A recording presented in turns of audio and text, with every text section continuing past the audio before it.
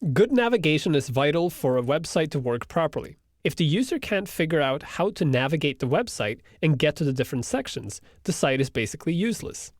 Website navigation usually takes the form of menus, and these menus can be created in many different ways. However, if you're coding with accessibility and SEO in mind, there's really only one way to do it right. All menus should be lists. If you think about a menu, it's really a list of links that point to something else. Therefore, using a list to create a menu is quite logical. However, in the past, creating a list that displayed horizontally, for instance, was complicated, so therefore people used other means to create menus. But today, there's no reason to do that. In fact, not using lists doesn't make any sense at all, because it's much easier to create navigation with lists than without them. The accessibility benefit of using lists for menus is that once you turn the styles off, a list will display as a bullet or numbered list. Therefore, they're easy to parse for the person visiting the site, even if they can't see the styling around it. And it's obvious that this is a list of links rather than just a cluster of links. The SEO benefit is similar. Once you put menu items into a list, a search engine will see these menu items as a group and handle them accordingly. That means a search engine will pretty much understand that this is a menu and then treat these menu links with the attention they deserve. If you've been following this course and you've been making your own site based on the exercise files, this is the time to go grab the exercise files for this movie and pull them into your project, because I've made some subtle changes to the HTML and the CSS just to clean it up a bit. If you want everything to match exactly with what I'm doing, you have to move these files over. But if you don't care, you can just continue with the files you have. It's up to you. Going in and looking at the index.html file in the notepad, you'll see we already have a set of lists. We have these menus. We have the main menu. We have 3 sidebar menus down here. And we have a footer menu. Let's say I want to add a new menu at the top of my site. I can then create a new menu using a list. So first, I have to create a new widget because that's how I structured my site. So I'll basically just copy what's down here. Because I'm using HTML5, I want to wrap all my menus in a nav element, telling the browser this is navigation. So I'll start with a nav tag and provide an ID. So I'll call this one first widget. And then I can also give it the class widgets so that all the styles that are applied to the other widgets are applied to this widget too. And then I'll close my nav tag so that I don't forget it later. Inside my nav tag, I can now add a list for a menu or a heading or both.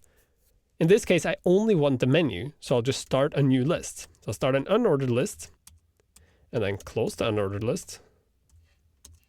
And inside here, I'll have all my list items that will become the menu items. So I'll start with creating a new list item and close it. And then inside that list item, I want to put the menu items I'm going to use. So I'll create a menu item called menu item 1.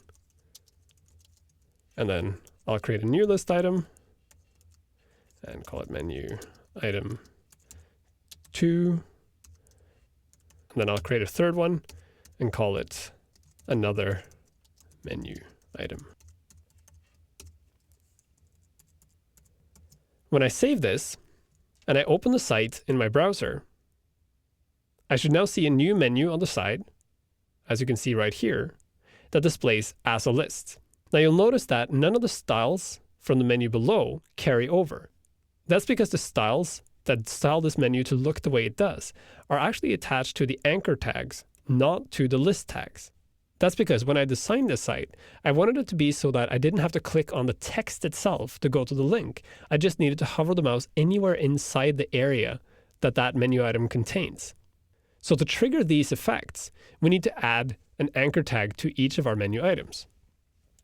So I'll simply go in here, and inside the list item, I'll create an anchor item, set the href to pound for now, then it points to the current site, and give it a title. And I'll just say menu item 1. And I'll close the A tag on the other side, save it, and now I can test that one menu item to see if it works. And it does. As you can see, I've now borrowed the same styling that's applied to the other menu items at the new menu at the top here. So to apply it to the other two items, I just do the exact same thing again. ahref equals pound title equals menu item 2, and then end the a tag, and finally the last one. What you're seeing here is that all of these things that I've been talking about throughout this course are starting to come together. We're working with lists. I'm attaching links to the list items. I'm attaching title attributes to all the links so they make sense for the browser, for the search engines, and for the person visiting them. And because I'm using lists as menus, they're automatically displaying as lists. So when I now save this new menu, reload the page, you'll see I have a menu that works the same way as the other ones do. And if I go and turn the styles off and scroll down, you'll see my new menu appears as a list in my content. By putting your navigation menus in lists, you not only make them easier to access for your visitors, but they also become easier to manage for you. Adding or subtracting a menu item becomes a matter of adding or subtracting a list item.